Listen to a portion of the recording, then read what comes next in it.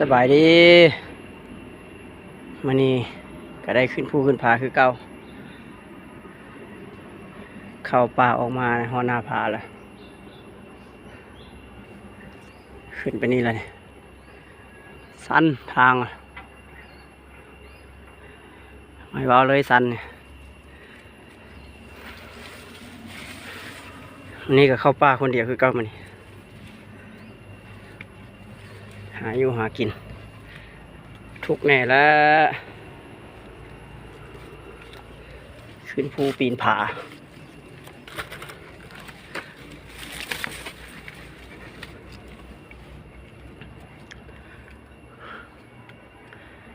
ทางขึ้นเฮากะ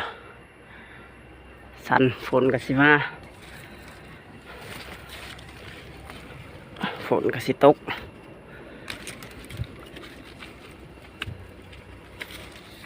ไปยามฝนลำบากไปนี่แหล้ว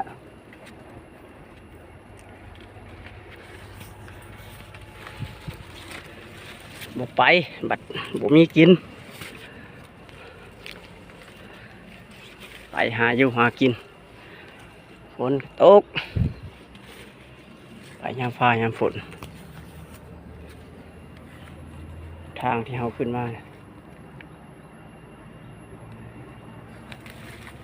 ไกลละในเครื่องนึงละ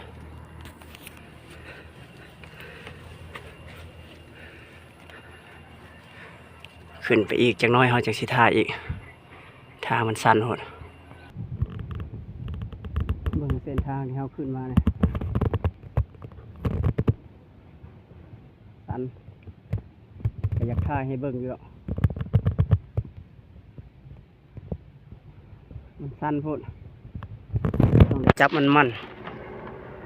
จับมันเหยียบมันผ่ามันสั้นผ่านมาแล้วมันยากเอามาคนเดียวอยากถ่ายคลิปให้เบิ่งก็ลำบาก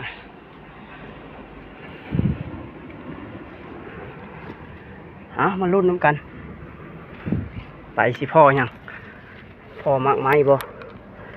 พ่อก็ฮอกกระแตให้เฮาอยู่บ่ลุ้นไปน้ำกันพักสักเมื่อก่อนขึ้นมาฮอตกิ้วแล้วฮอตหอมแล้วเลาะไปนี่เลย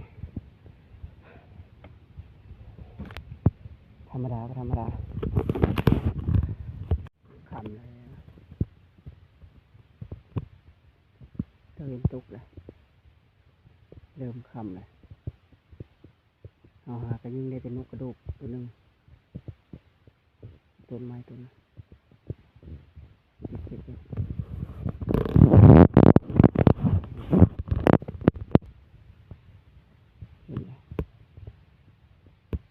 ็นนกกระดูกตัวหนึ่งนกเขียว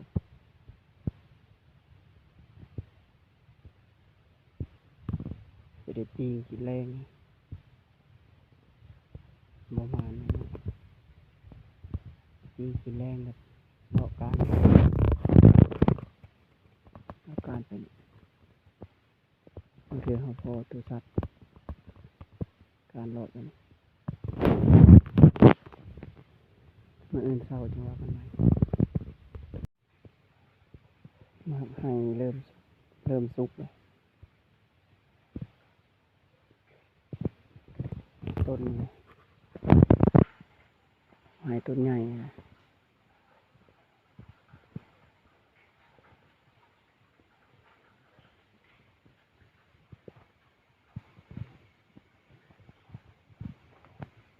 ค่ำแล้วมืดแล้ว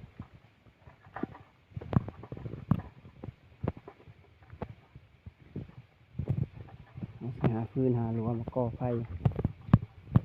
นกแรงตัวเศร้า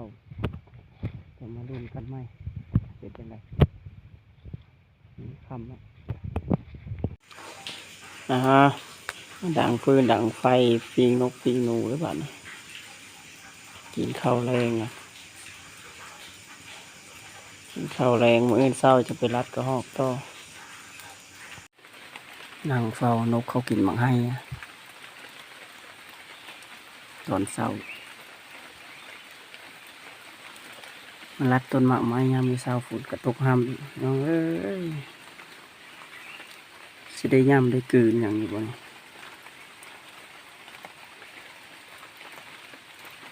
แนวฟ้าก็ได้ไม้มักให้ได้สิเบิดแล้วนี่ฝนกระตกห้ามตายแล้วมีนกมีหนูมีกระหอกกระแตมาให้เฮาได้ยินอยู่บ่ตื่นถึงนี้เสียแล้วตกแบบบ่หยุดบ่หย่อนเลยตกลงมาเต็กๆแห้งแห้งเต็กบาดนี่ฝนเอ้ยฝนสิได้ย่ำได้กลืนอย่างอยู่บ่เนี่ย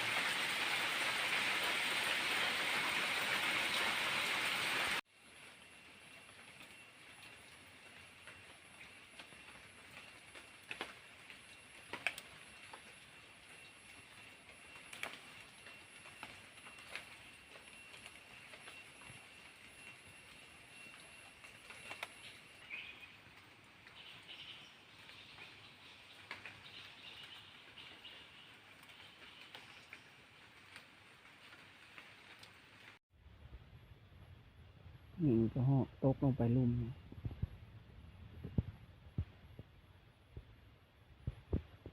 สิลงไปส่องมันจะเก็บนะจะเห็นสิพ่อ